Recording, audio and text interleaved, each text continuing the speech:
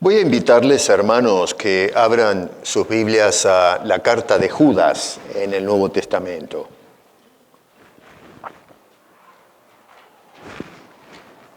Esa es una carta tal vez no muy considerada como las otras, quizás. Está antes del libro de Apocalipsis, tal vez para los que no se ubican más o menos. Y voy a cerrar hoy con esto que iniciamos hace varias semanas acerca del tema del infierno. Yo creo que ya tenemos una noción de lo que la Biblia tiene que decir acerca de este asunto. Hoy quiero cerrar con esta carta y especialmente vamos a leer los versos 17 al 25, que ya es el argumento final de Judas. Vamos a mirar varias cosas acá, ¿no? Pero dice: pero vosotros, amados, tened memoria de las palabras que antes fueron dichas por los apóstoles de nuestro Señor Jesucristo. Los que os decían, entre paréntesis los apóstoles, en el postrer tiempo habrá burladores que andarán según sus malvados deseos. Estos son los que causan divisiones, los sensuales, que no tienen al Espíritu. Pero vosotros, amados, edificándoos sobre vuestra santísima fe, orando en el Espíritu Santo, conservaos en el amor de Dios, esperando la misericordia de nuestro Señor Jesucristo para vida eterna. A algunos que dudan, convencedlos. A otros salvad, arrebatándolos del fuego. Y de otros tened misericordia con temor, aborreciendo aún la ropa contaminada por su carne. Y aquel que es poderoso para guardaros sin caída y presentaros sin mancha delante de su gloria con gran alegría, al único y sabio Dios, nuestro Salvador, sea gloria y majestad, imperio y potencia, ahora y por todos los siglos. Y decimos amén al final. Padre, gracias por tu palabra y te rogamos, Señor, que por favor la bendigas a nuestros corazones, porque te lo imploramos, Señor, en el nombre de Cristo Jesús. Amén. Bueno, más que nada, ustedes tal vez algunos se pregunten, bueno, ¿qué tiene que ver esto con el infierno? Vamos a cavar un poquito acá, pero hay una frase que es la que enlaza con todo lo que hemos estado observando y está en el verso 23 cuando dice: a otros salvad arrebatándolos del fuego.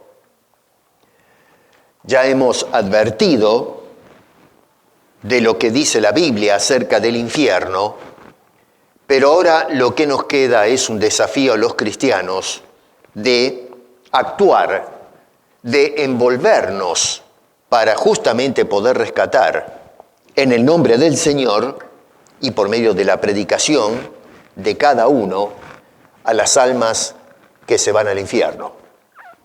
Un lugar terrible, bastante serio el asunto. A mí me llama poderosamente la atención en la actualidad cuán enajenados estamos de este concepto de la condenación eterna y una condenación donde vamos a pasar el resto de la eternidad en el infierno.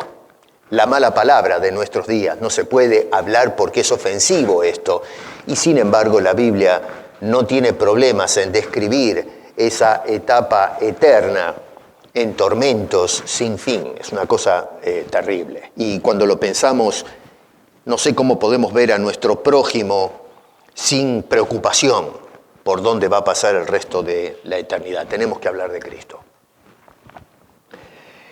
El tenor de la carta que escribe Judas es un llamado bastante severo a luchar por la fe que has abrazado. No solamente la gente a quien les manda la carta, es una carta general, pero es un grito en la historia que nos llega en la actualidad y repica en nuestros oídos. Y hoy, más que nunca, tenemos que prestar atención a lo que dice este hombre. Un llamado urgente a defender la fe, sin olvidar, eso sí, nuestra tarea magna de salir a evangelizar a los que no conocen a Cristo todavía. Porque, a veces hay personas que están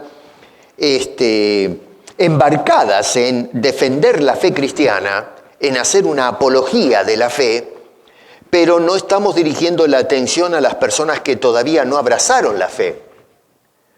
Hay personas que están enfocados en el estudio del cuerpo de fe que hemos heredado de los apóstoles, y no digo que no se debe hacer porque Judas dice que sí debemos hacerlo, y todo el Nuevo Testamento nos llama a hacerlo, pero a veces nos concentramos en lo que sucede dentro del cuerpo de Cristo y nos olvidamos que el cuerpo de Cristo debe salir afuera, al mundo, para poder hacer conocer a Cristo a los perdidos. Judas acá se presenta como el hermano de Jacobo. Jacobo, acá voy a tirar un poco de información, es el mismo Santiago que aparece en el Nuevo Testamento. Algunos me han preguntado alguna vez, pero ¿cómo es esto? ¿Por qué le llaman en la Biblia Santiago? Bueno, miren, acá no me quiero explayar en este asunto, déjeme aclararle un par de cosas, tal vez como para que usted investigue. El problema, ya el otro día estuve indicando que las lenguas no son estáticas, cambian. No hay vuelta que darle, el idioma evoluciona. Y cuando se trata de nombres, cuando pasan de una etnia o de una nación o un pueblo a otro, tienen también la tendencia de cambiar. Se pronuncia de forma diferente o a veces cambian completamente. Nosotros, por ejemplo, tenemos el nombre Guillermo, por ejemplo, que en inglés se dice de otra manera, cosas por el estilo. La palabra Jacobos o Jacobos, que aparece en griego, acá se utiliza la palabra y se traduce Jacobo. Cuando pasó al latín, lo que va a hacer es sufrir un cambio. Se le llama a Jacobo Santus Jacobos. ¿Y qué pasa? Después lo que hacen es reducir esa frase y le llaman San Jacobos. Entonces, cuando va al español, ese San Jacobos es Santiago, pasa a ser Santiago. ¿Se dan cuenta cómo se va acercando la cosa? Así son los idiomas. En algunos lugares, parte sur de lo que hoy conocemos como Europa, ese Jacobos pasó a ser, o Jacobos, pasó a pronunciarse Jacombos. En Francia se le llamaba James, o James, con doble M, James, y eventualmente en inglés nos llega la palabra James. Redujeron o removieron una de las M's del francés y pasó a ser James. Así que más o menos eso es para que, en fin, mover un poco la curiosidad. Esa es la razón del por qué aparece en español Santiago. Es simplemente la traslación de la forma griega a nuestro idioma español, pero es exactamente la misma persona. Lo importante acá no es cómo cambiaron los nombres, sino cómo cambiaron los hombres. Este hombre, igual que Judas, medio hermanos de Jesús, Jacobo y Judas eran hermanos de sangre, pero fueron medio hermanos del Señor Jesucristo. ¿Entendemos eso? Jesús fue concebido por el Espíritu Santo, no tuvo un padre terrenal, Dios es el Padre, utilizó a María como un vehículo para la encarnación, pero estos dos hombres fueron hijos directos de María y de José.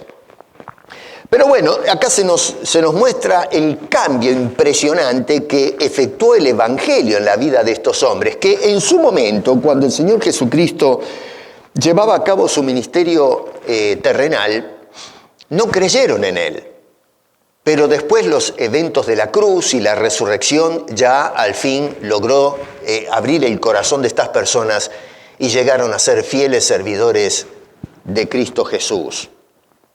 Así que lo importante no es, como indiqué antes, el nombre de las personas y cómo cambió cuando pasó de un idioma al otro, sino el cambio que produjo el Señor en la vida de cada persona.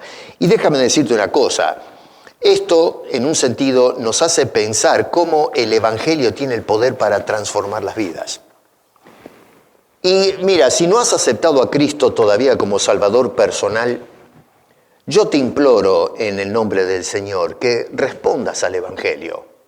Lógicamente que es una obra de Dios, yo no puedo hacer nada para convencerlos de que acepten el Evangelio, eso es obra de Dios en el corazón de las personas, pero Dios puede cambiar, no tu nombre, sino tu vida, tu persona, te cambia como hombre, y hablo hombre en sentido genérico, es decir, hombre y mujer, nos cambia como seres humanos, ese es el poder de Dios para salvación.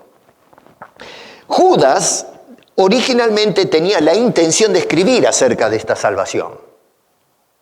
Es decir, la doctrina, la enseñanza que nos dejaron los apóstoles. No tengo la menor idea, porque no hay contexto para especular en eso, acerca de qué aspectos de la salvación quería transmitir o quería ahondar Judas. Lo que sí sabemos es que este hombre tenía la intención originalmente de poder escribir y orientar mejor o explayarse en cuanto al tema de la salvación. Sin embargo, va a suceder que hay un asunto que es apremiante y que le hace cambiar de idea.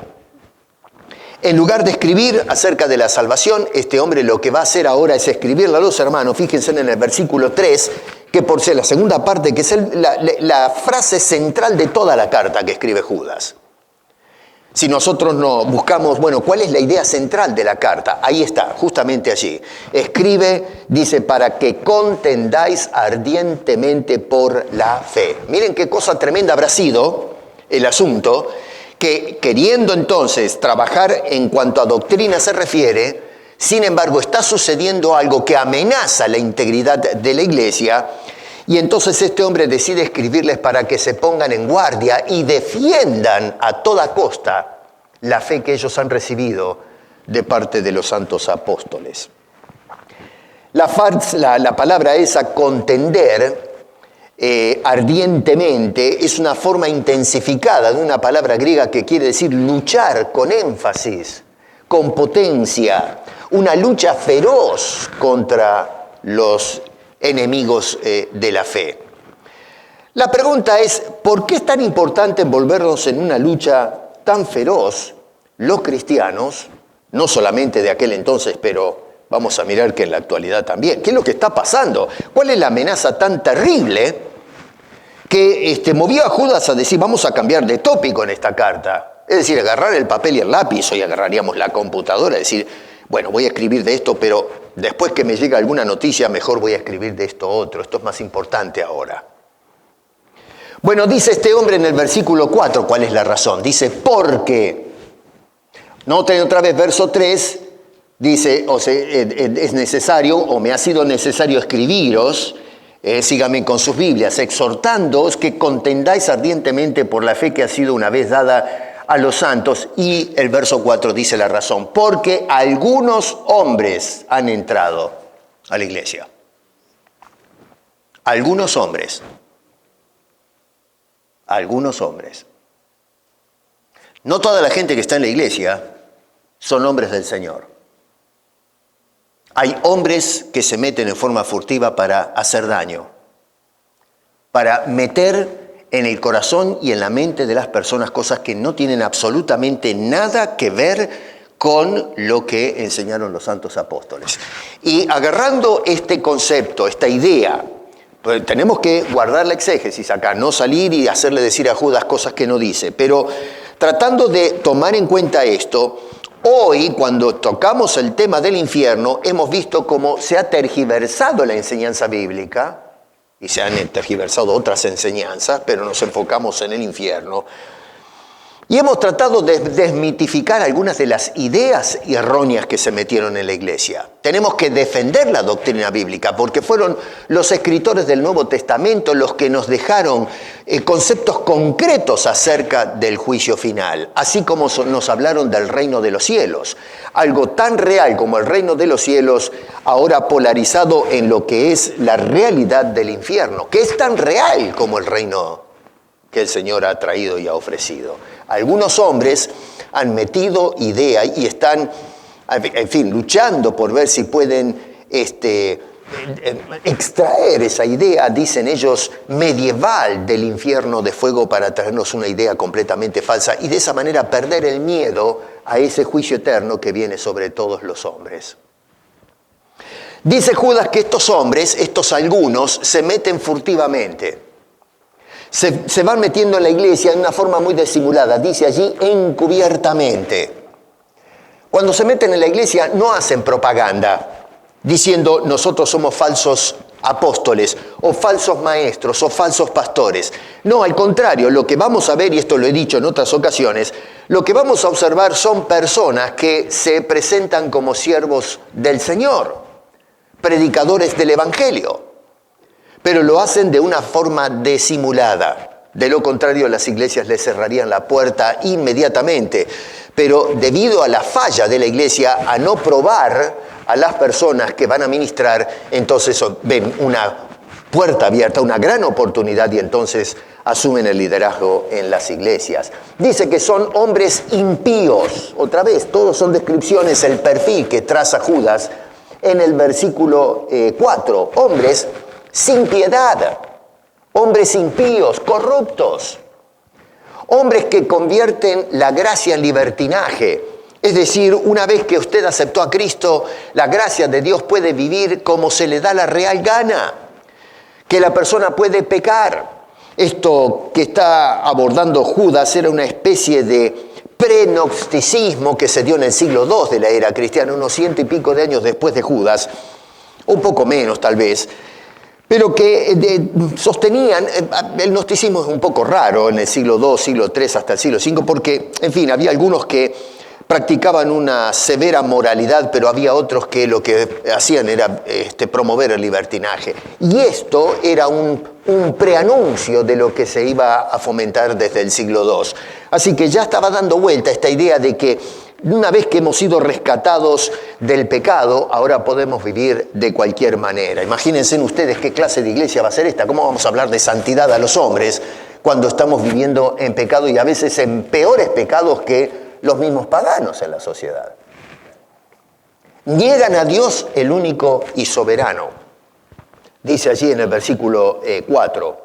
Dice que convierte en el libertinaje la gracia de nuestro Dios y niegan, miren ustedes esto, a Dios el único soberano, y niegan también al Señor Jesucristo, también soberano, ahora sobre la iglesia.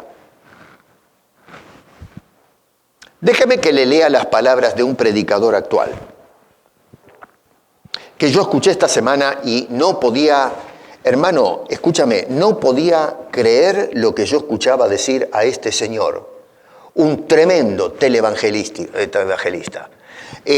Hay un señor muy famoso en Latinoamérica, tiene por nombre Dinero, esto es para los entendedores, porque no se puede ahora mencionar a la gente porque le hacen juicio. Así que ahora a los estafadores los tenemos que proteger. Bueno, entonces vamos a protegerlo. Este señor invita a otro que supuestamente es su mentor de Estados Unidos. Y este mentor, al cual alababa toda la congregación, dijo estas palabras. Miren, es para caerse muerto. Dios le entregó la tierra al hombre para que Dios pueda volver a intervenir. Estoy hablando en textuales palabras lo que dijo este señor. Para que Dios pueda volver a intervenir en ella, es decir, la tierra, tiene que pedirle permiso a usted para hacerlo. Dios solo permite lo que usted permite. La tierra está bajo su control. Nada debe ocurrir en esta tierra sin que usted lo permita. Qué escándalo, ¿no? Bueno, la cantidad de gente que había en ese santuario estaban diciendo amén, aleluya, amén, gloria a Dios, decía este señor.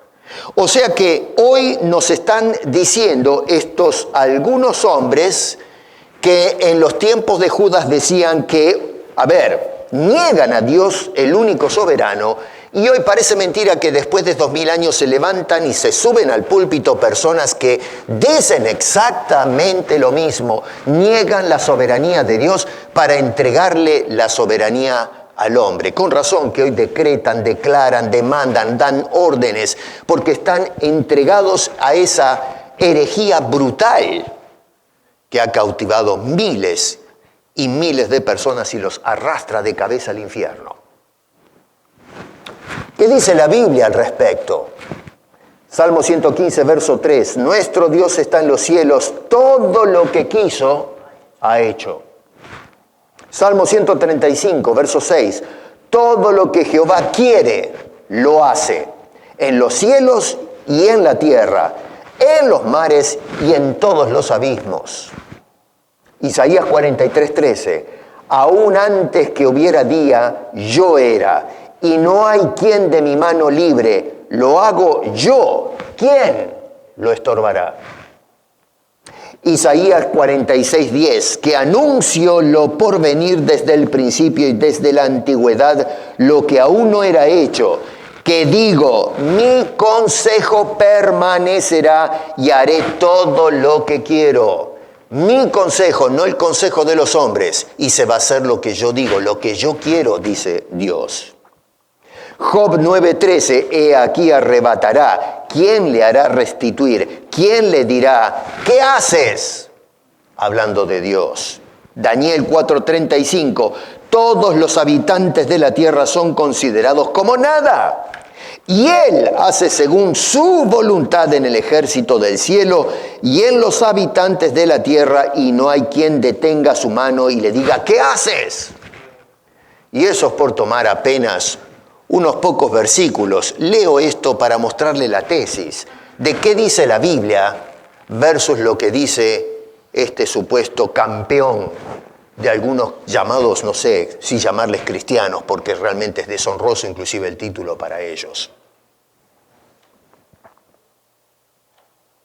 Lo que dijo ese señor es herético, es sacrílego. Y lo que más me duele es la cantidad de gente que dice amén. Personas que en la semana van y escuchan, y algunos hasta compran los libros de estos caudillos, falsos caudillos de la fe cristiana en el tiempo en que estamos viviendo. Así que no es un problema que se dio solamente o exclusivamente en los días de Judas. Esto es un problema que se está dando hoy todavía y con más vehemencia. No se hace en un rincón del mundo, sino que ahora por medio de la tecnología de punta se predica a todo el mundo.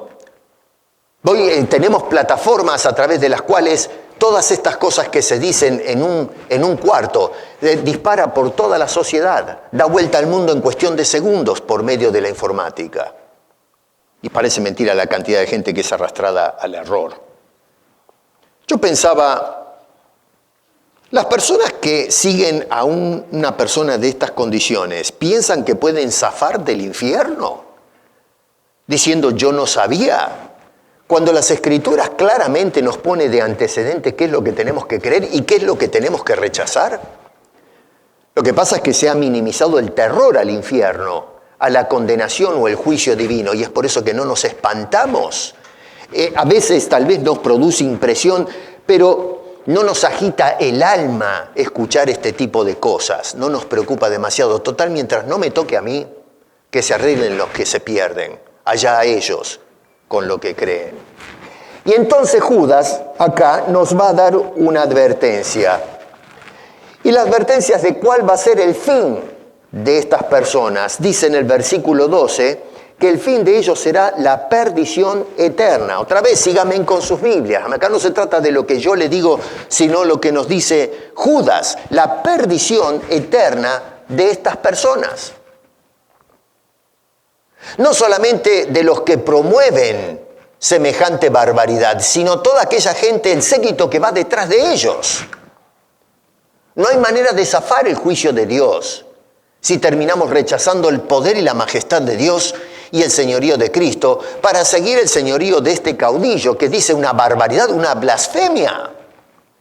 Y el mundo lo abraza, lo aplaude, lo elogia. Y noten ustedes cómo Judas lo que va a hacer es apelar a los antecedentes históricos para que veamos que con Dios no se juega. Porque uno puede decir, bueno, Judas, estás exagerando. Hoy nos reímos de los escritores bíblicos. Tenemos en nuestro periodo posmoderno, contemporáneo del siglo XXI, la sociedad es una sociedad cínica, burlona, infantil, adolescente, que pensamos con pasiones, no con la cabeza. No nos sentamos a medir las consecuencias de nuestras acciones, no nos hacemos responsables de nada. Hoy pensamos que lo que dice Judas no tiene trascendencia, pero sin embargo lo que dice Judas sí lo tiene, es aplicable a la actualidad. Una persona que sigue a este individuo, tenemos antecedentes históricos para mostrarnos cómo actúa Dios con respecto a este tipo de cosas. Y este hombre nos dice, en esos antecedentes históricos, por ejemplo, verso 5, cómo destruyó en el pasado, en el pueblo de Israel, a los incrédulos que cuando Dios vino a rescatarlos de la esclavitud, decidieron quedarse como estaban, por incredulidad. Y dice Judas, los destruyó Dios, dejaron de ser hombres como nosotros, que fueron incrédulos, que no se abrazaron de la salvación que Dios le ofrecía a la nación, sino que estaban más contentos en la esclavitud en Egipto porque le daban de comer gratis. Miren, ¿saben una cosa? Yo a veces no logro entender cómo piensa la gente hoy. Hermano, ser libres, Jesús dijo, la verdad nos hará libres, pero la libertad, la verdadera libertad, la encontramos en Cristo y esa libertad tiene un costo. Implica sacrificio. Jesús cuando dijo en el mundo tendréis aflicción nos estaba diciendo que debemos tomar la cruz. Es una vida de sacrificio. El problema es que a veces nos sentimos cómodos en la esclavitud porque estamos acostumbrados, estamos aclimatados.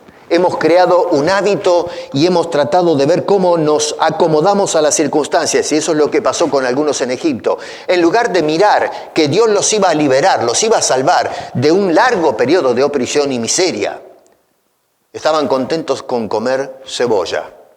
Algunos pensaban, y en el desierto, acá comemos cebolla, pero en el desierto, ¿cómo vamos a hacer? ¿Cómo vamos a encontrar comida en el desierto? Y entonces no estuvieron dispuestos a asumir el costo de ser libres y prefirieron quedarse esclavos.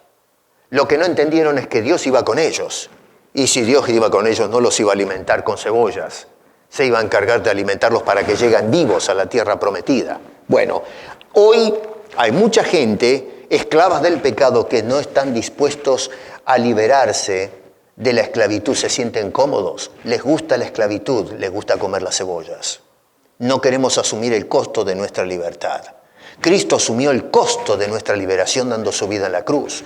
Pero ahora nosotros, siendo cristianos, tenemos que asumir el costo. Aquellos que son incrédulos, que dicen, no me interesa, me quiero quedar en Egipto, Dios los destruyó. Luego, no solamente Judas nos habla de cómo trató Dios con los hombres, pero luego va a las áreas espirituales y nos dice cómo trató con los ángeles. Nos dice en el versículo 6, y a los ángeles, noten la conjunción como enlaza con el verso 5, no solo a los hombres destruyó, sino además a los ángeles que no guardaron su dignidad, es decir, no guardaron su posición, el lugar que les correspondía. Dios los creó para servir, de repente un séquito de ángeles se rebela contra la autoridad y la majestad del Dios creador de ellos y deciden desafiarlo. Abandonaron, dice allí, su dignidad, sino que abandonaron su propia morada y los ha guardado bajo oscuridad en prisiones eternas para el juicio del gran día. O sea que tenemos antecedente histórico donde Dios trató severamente con el hombre, luego se mueve a las esferas espirituales y dice que trató de igual manera con severidad suprema hacia los ángeles, y luego dice que además eliminó sociedades moralmente corruptas. Tenemos el ejemplo allí en el verso 7 de Sodoma y Gomorra. Noten la partícula comparativa. ¿Cómo? Así como destruyó a los hombres, trató con los ángeles, luego nos dirige a una sociedad entera, como Sodoma y Gomorra y las ciudades vecinas, las cuales de la misma manera que aquellos, los que acaba de mencionar en el verso 4 y 5, dice, habiendo fornicado e ido en pos de vicios contra naturaleza, fueron puestas, por ejemplo, y escucha esto, sufriendo el castigo del fuego eterno. No me vengan a mí con que no existe fuego en la Biblia, no existe el infierno, cuando la Escritura constantemente remacha este asunto. No sé esa locura que tenemos hoy de echarle agua o abrir un matafuegos para apagar el fuego del infierno. Cuando la Biblia dice que realmente se va a sufrir el fuego eterno. Claro, está el tema de es fuego literal o es fuego figurado. A mí no me interesa, lo que está indicando son figuras gráficas para mostrarnos el sufrimiento que hay bajo el juicio de Dios cuando le damos la espalda al Evangelio. Bueno, dice que van a sufrir el fuego eterno. Los que Dios destruyó, los ángeles, la gente de Sodoma y Gomorra, todos los que sigan en la misma cosa. Noten ustedes que dice en el versículo 8, no obstante, de la misma manera también estos. Por eso le voy mostrando cómo Judas nos va llevando de la mano en el argumento. Lo que este señor dice, se levantaron algunos hombres que furtivamente se meten en la gente, hombres impíos, que van a atentar contra la soberanía de Dios. Y entonces dice, tenemos antecedentes históricos de cómo Dios trata con este tipo de sabotaje. Trató con los hombres, con los ángeles, con sociedades, y entonces ahora nos trae de esos antecedentes históricos a la actualidad y dice, estos también. Porque ahí es donde apunta este hombre. Otra vez, no obstante, de la misma manera también estos individuos.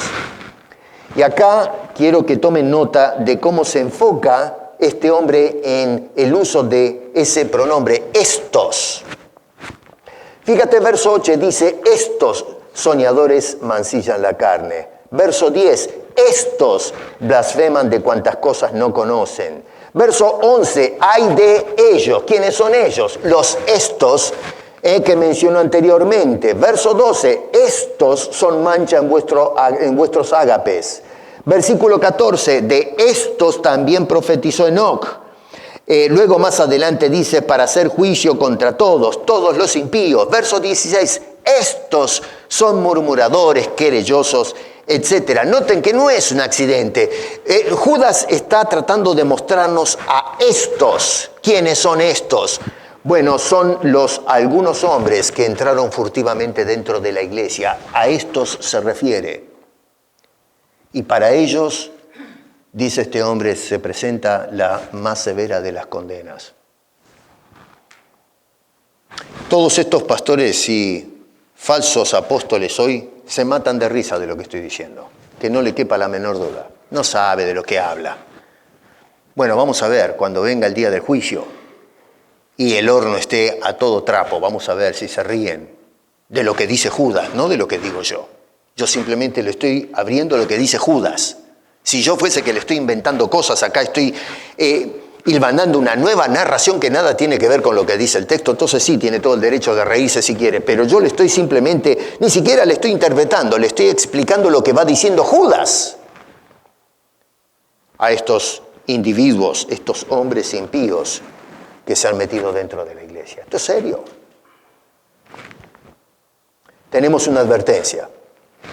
Entonces ahora pasa a la recomendación. Dice que debemos contender ardientemente por la fe, verso 3. La pregunta es, ¿de qué forma, Judas? ¿Cómo hacemos nosotros, teniendo esta situación, cómo contendemos a favor de nuestra fe? Tomando nota, número 1, de lo que hablaron nuestros santos apóstoles. Verso 17, mira lo que dice, pero vosotros, amados, tened memoria de las palabras que antes, ojo con eso, antes fueron dichas por los apóstoles y luego esta frase final de nuestro Señor Jesucristo. Eso para mí es de vital importancia porque hoy tenemos un séquito, un movimiento que llamamos el neoapostolado o movimiento apostólico, que vienen con como este señor que acabo de mencionar al principio, que viene con estas ideas heréticas. Es un apóstol, pero no es un apóstol de Jesucristo. Y no solamente eso, pero Judas nos está diciendo que prestemos atención no a lo que dice el neoapostolado, sino a lo que nos dijeron, ¿no? Ustedes la frase verbal, lo que ya se dijo por boca de los apóstoles, pero los apóstoles de Jesús, porque bien nos previnieron los escritores del Nuevo Testamento que se van a levantar en el futuro falsos apóstoles, falsos maestros, fraudulentos. Por eso es que estos hombres nos decían, no sigan a esta gente, a estos individuos, estos hombres impíos, sino que escuchemos lo que nos enseñaron los apóstoles. Ese debe ser el filtro, esa debe ser la brújula que nos marca qué es lo que tenemos que creer y qué es lo que tenemos que rechazar. En lo tocante al infierno hoy, por no tocar otras doctrinas, porque en este caso estamos hablando de la doctrina de la soberanía de Dios, si tomamos en cuenta lo que dijo este bárbaro que se paró en el púlpito a hablarle a esta cantidad de gente. Pero el tema que a mí me compete en esta serie fue el tema del infierno. Y hoy tenemos personas que nos hablan de purgatorio, nos hablan de aniquilación del alma, nos hablan de que el infierno no existe y cosas por el estilo, dentro de los fueros evangélicos. Y la Biblia es clara en este asunto. Nos dice que el fuego es real y la gente va de cabeza a ese lugar, si no es por Cristo Jesús. Escuchen a los apóstoles. Noten qué interesante como Judas juega con la gramática. No dice estos, ellos, estos, pero verso 17 dice, pero vosotros. No es un accidente. Estos, los hombres impíos, esto es lo que enseñan, esta es la forma en que se conducen, pero ustedes, vosotros, van a manejarse de otra manera. Y lo primero que dice es, tomen nota de lo que nos dijeron los santos apóstoles. Noten que Judas habla de esas palabras que fueron dichas por aquellos grandes hombres. Los apóstoles, cuando nos hablaron, nos advirtieron, repito, Judas es el que nos dice esto. Número 1, nos dice que vendrían burladores. Ahora, dígame una cosa, una persona que niega la soberanía de Dios se burla de la autoridad de Dios. Se burla de la autoridad de Jesucristo. Porque este señor, por ejemplo, que dice que Dios tiene que pedirnos permiso para interaccionar en este plano de existencia, es una aberración. Se burla de Dios, se burla de su autoridad, de su poder. Que Él es dueño de todas las cosas. A ver, estamos viendo prácticamente a la serpiente haciendo eco desde el huerto del Edén, diciéndole a la generación contemporánea las mismas cosas que le dijo a Eva. Ustedes serán como Dios. Estaremos a la par de Él. Es más, ni siquiera hemos llegado a empardar la autoridad de Dios. Ahora ya estamos por encima de Él. A tal punto que Dios está subordinado a nosotros. Y Dios tiene que hacer lo que nosotros queremos o lo que le permitimos que haga. Yo he escuchado a personas decir, y ojo, dentro de los fueros evangélicos, no afuera de los que no conocen la Biblia, Dios para salvarte tiene que pedirte permiso. Dios no puede hacer nada con tu vida a menos que tú le des permiso. Porque tenemos la autoridad, el libre albedrío humano que Dios tiene que respetar. No yo respetar la autoridad de Dios. No, miren ustedes qué cosa. Claro, es un argumento muy sutil porque desde el punto de vista humano decimos, bueno, sí, el hombre tiene libre albedrío y Dios tiene que respetar al libre albedrío. Escuchamos este asunto filosófico del libre albedrío que la gente no tiene ni idea. Hermanos, no tienen ni idea de lo que quiere decir libre albedrío. Usted agarra incluso el diccionario, haga la prueba, varios diccionarios y va a encontrar que cada diccionario tiene una definición distinta de lo que es el libre albedrío. Y ni hablar en el campo de la filosofía. Pero nosotros los cristianos somos los que tenemos la respuesta a ese tema y no sabemos de lo que estamos hablando. Somos expertos para hablar de este asunto. Dios tiene que pedirte permiso, pero dígame una cosa. Bueno, eso se metió dentro de la iglesia. Hombres que se burlan de la majestad y la soberanía de Dios. Los apóstoles, dice Judas, nos hablaron de este asunto. El problema es que nosotros escuchamos a los falsos apóstoles de hoy en lugar de escuchar lo que nos dijeron los apóstoles del pasado. dice que estos hombres burladores, dice, andarán según verso 18, según sus deseos, no los deseos de Dios. Son lo que ellos quieren, lo que les gusta, y van a darle a la gente lo que a la gente le gusta. El apóstol Pablo, escribiendo a Timoteo, le dice, mira, muchacho, predica a tiempo y fuera de tiempo, porque llegará el momento en que la gente no sufrirá la sana doctrina. Dice, tendrán la comezón de oír, de escuchar los mensajes, pero no lo que Dios quiere transmitir, sino lo que ellos quieren escuchar. Y entonces se van a levantar, van a aparecer maestros según sus propias concupiscencias o deseos, que van a satisfacer la inquietud de la audiencia. Lo que la gente quiere escuchar, los hombres van a dar el paso para decir, aquí te doy lo que tú estás buscando, no lo que Dios quiere, no lo que Dios busca de los seres humanos caídos. Dice, andarán según sus deseos. ¿Y qué de los deseos de Dios? Número 2, causarán divisiones, verso 19. Estas personas no vienen a unir, vienen a destruir. Acabamos de escuchar, ahora que vinimos de un viaje con algunos hermanos, que en algún lugar en este mundo se promueve la idea de juntar al pueblo evangélico. Y yo estoy de acuerdo de que seamos unidos, pero ¿unidos en torno a qué doctrina? Porque esto de que nosotros tenemos que renunciar a las doctrinas apostólicas para abrazar un credo que no es bíblico, eso es una aberración y no debe suceder bajo ningún punto de vista. Y no me vengan a mí con que tenemos que ser hermanos y tenemos que ser unidos, porque la Biblia dice que tenemos una fe, un bautismo, un Dios, un Señor, un Espíritu. No que vengan ahora con otro Señor, otra fe, otro bautismo, en que tengamos que renunciar a nuestro dogma para aceptar este neoevangelio que están promoviendo. A eso tenemos que parar y decir no, y no abrirles la puerta. Lo que estamos haciendo es renunciando a nuestras bases apostólicas para aceptar todo este tipo de estas creencias estrafalarias. Y lo que estamos haciendo es un desastre con el evangelio de nuestro bendito Señor. Estos hombres vienen a causar división, no a unir el pueblo de Cristo. Ellos lo que dicen es, si quieren ser parte nuestra, síganos a nosotros, en lugar de decir, vamos a abandonar todo lo que creemos torcido y vamos a seguir la doctrina de nuestros santos apóstoles. Eso sucedía ya hace 2000 años atrás. Parece mentira, pero esa es la realidad que nos pinta Judas. Verso 19, en la tercera parte dice, no tienen el Espíritu. No tendrán el Espíritu. Para mí eso dice mucho, porque lo que está indicando es, no son de Dios. No son salvos. La persona que no tiene el Espíritu Santo no es salvo. Es un condenado que está dentro de la iglesia, está enseñando a la iglesia, porque estos señores eso es lo que están haciendo, se meten furtivamente para enseñar estilos de vida, plantean una ética que es una ética libertina, cuestionando la autoridad de Dios, pero están enseñando en la iglesia. Por eso este hombre que está escribiendo a la iglesia diciendo, miren, quería hablar de doctrina, pero muchachos, les estoy escribiendo esto porque esto está pasando dentro de la iglesia. De lo contrario, hubiese escrito acerca de la doctrina de la salvación, como tenía intención originalmente de escribir a estos hermanos. Hombres que no tendrán el Espíritu Santo. ¿Usted cree que esta gente cuando se presente en la iglesia van a decir que no tienen al Espíritu Santo? ¿Van a admitir eso? Van a hacer todo lo contrario, van a hablar hasta por los codos del Espíritu Santo.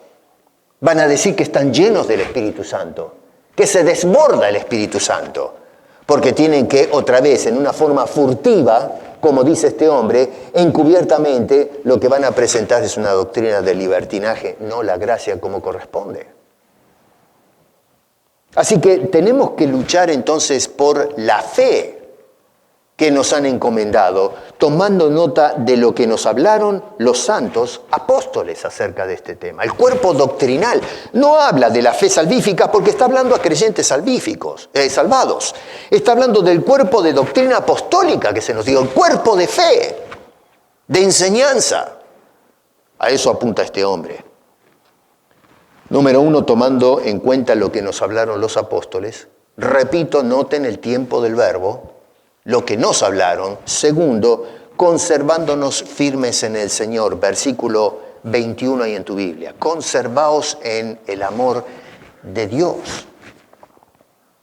La pregunta es, ¿de qué manera podemos conservarnos en un ambiente tan hostil, tan expuesto al peligro como advierte no solamente Judas, repito, sino muchos de los escritores del Nuevo Testamento y el mismo Jesucristo que nos decía guardaos de los lobos disfrazados de oveja?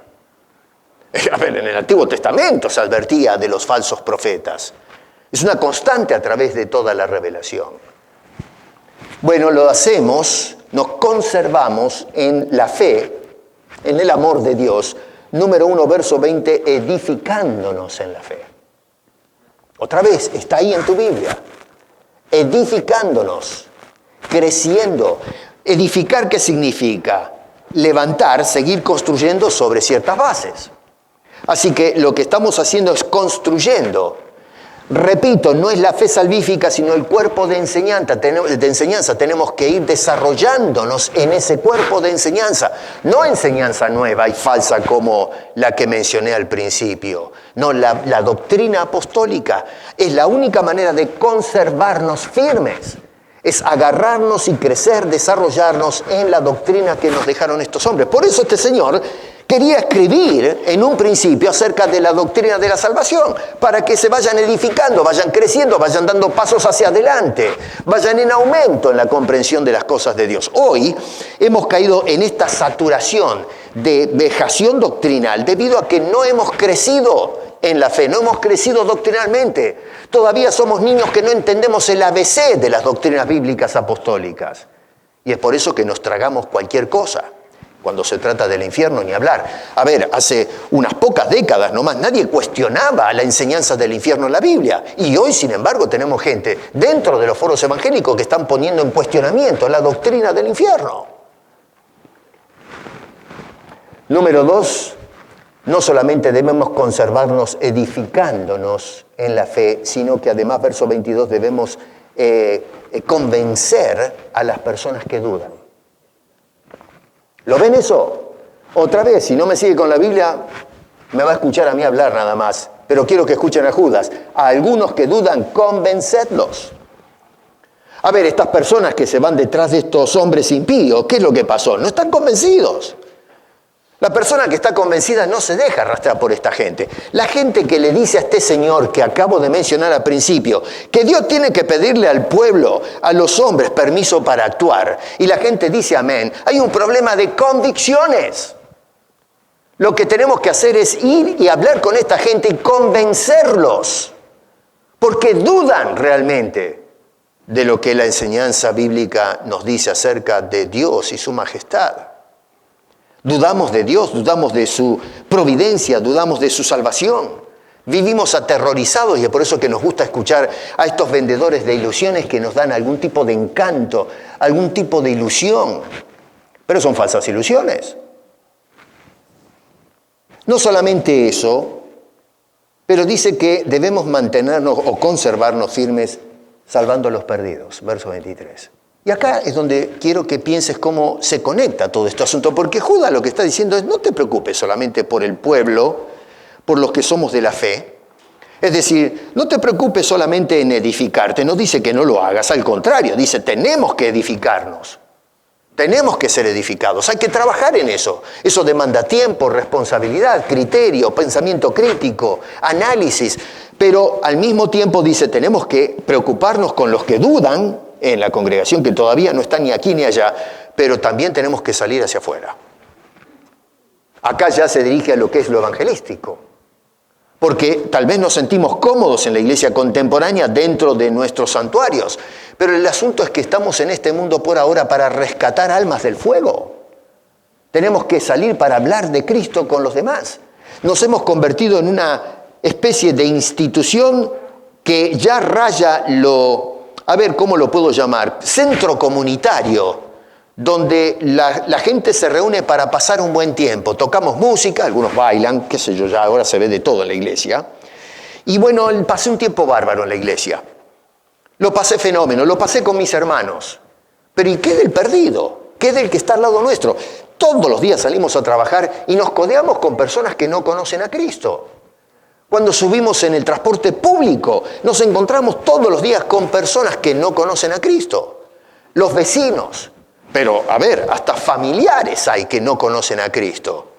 ¿Cuál es el papel que desempeñamos? Me siento bien en la iglesia, cantamos muy hermoso. Sí, pero el asunto es que Judas nos está diciendo que tenemos que preocuparnos también en la evangelización. El conservarse firme en el Señor implica la edificación, pero implica también ser testigos de Cristo a la sociedad que no lo conoce a Él. Dice este hombre allí, versículo 23, a otros salvad, y mira la referencia, arrebatándolos del fuego, no de la sociedad, de las ideologías. No, él está mirando el fin de la persona, el fin de la carrera. Lógico, el trayecto de la carrera vamos llevando nuestras mochilas. Abrazamos ideologías, partidismos políticos, sociales y qué sé yo, los logros personales, una carrera. Bueno, a ver, eso es como vivimos los hombres mientras vamos de trayecto, pero este hombre está mirando en la carrera final. ¿A dónde vamos a parar? Dice, rescaten a las personas del fuego, del infierno. Porque ese es el destino final de las personas. Hermano, esto no es un juego. Esto es algo muy serio. Entonces, debemos luchar por la fe, tomando nota de lo que nos hablaron los apóstoles. Debemos conservarnos firmes, edificándonos, convenciendo a los que dudan, salvando en el nombre del Señor, por supuesto, porque yo no tengo capacidad de salvar a nadie. Estamos hablando acá del Evangelio. Dios es el que salva, entiéndase bien eso. Y número 3, teniendo una esperanza sólida.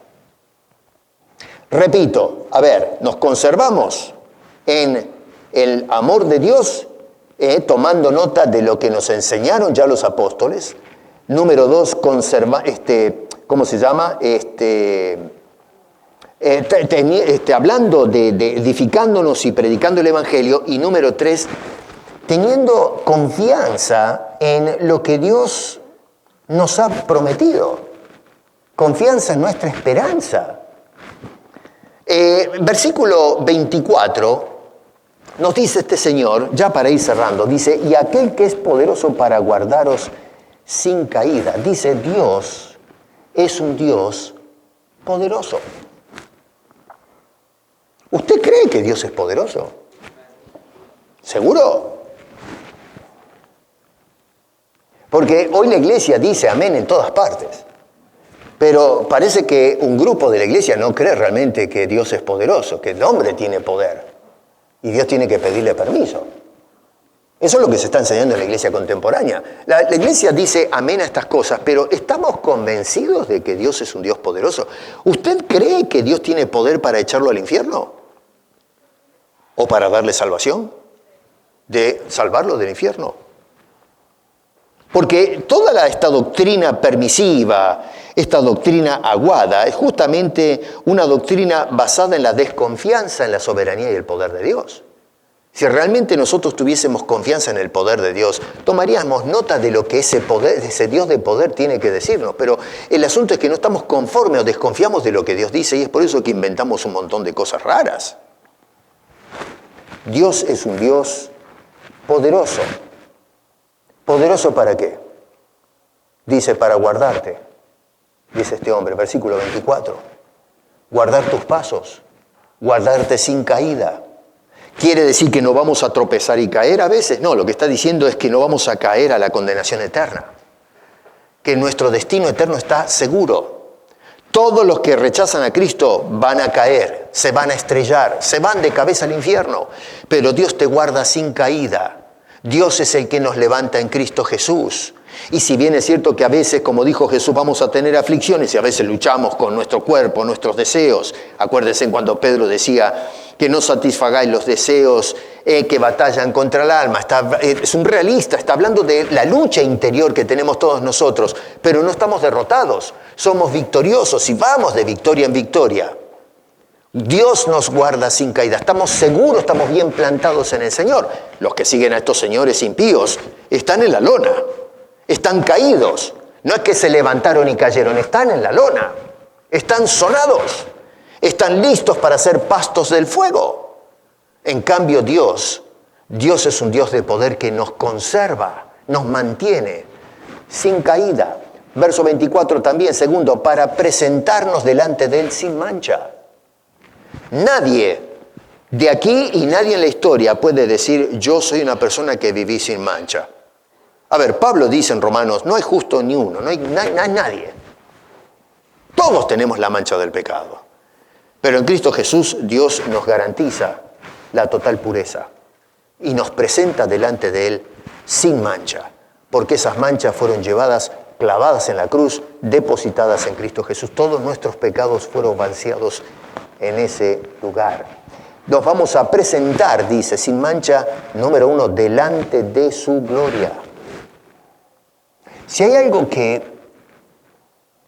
en mi miserable vida, que fue comprada en los méritos de Cristo, si hay algo que yo anhelo es el día que pueda ver la gloria de Dios.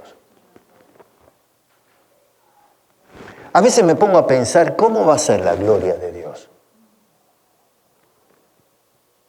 En la ventana de nuestro departamento, estamos en un piso 11 ahora y podemos ver el amanecer con mi esposa. Tenemos una ventana en el dormitorio que va hasta el suelo, ¿no?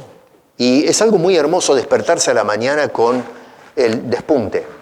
Es una cosa, pero todos los días es un espectáculo nuevo. Parece como que Dios saca el pincel y decide pintar un nuevo amanecer. Una cosa extraordinaria.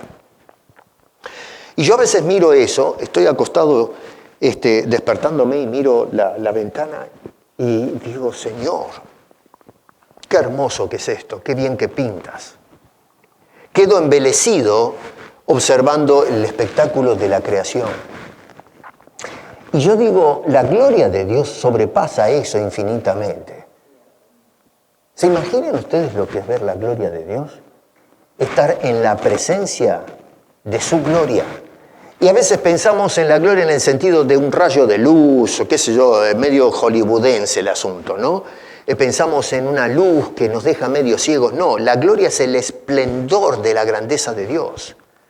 La gloria manifiesta todo lo que es Dios, todo lo que Dios proyecta.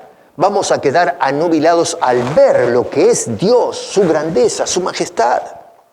A eso apunta Judas, no simplemente a una luz resplandeciente, que sin duda será eso también, no sé, pero vamos a ver quién es Dios realmente, su majestad de un Dios infinito, va a ser algo extraordinario. Por eso es que no hay manera de hacer una película y tratar de...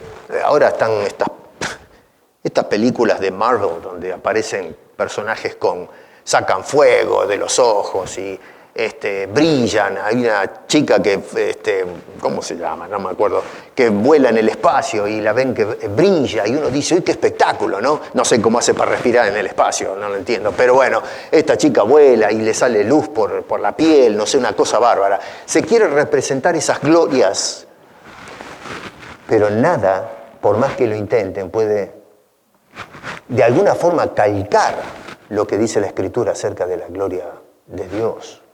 ¿Quiere usted ver la gloria de Dios? Dice que vamos a contemplar, vamos a estar delante de su gloria. Número 2, vamos a estar delante de Él con alegría, dice Judas. No con terror ante un juez que nos va a tirar de cabeza al infierno, que lo merecemos. Pero ahora vamos a estar delante de ese Dios alegres, contentos. Al fin, Señor, te veo. ¿Por qué? Porque hemos puesto nuestra confianza en el Dios que envió a su Hijo Jesucristo a morir en la cruz por nosotros. Y yo puse mi fe en ese acto de salvación. Y ahora, debido a esa fe que puse en el Señor, esa confianza que he puesto en su obra, ahora entonces me puedo presentar sabiendo que mis méritos no cuentan, sino los méritos de aquel que lo hizo todo por mí.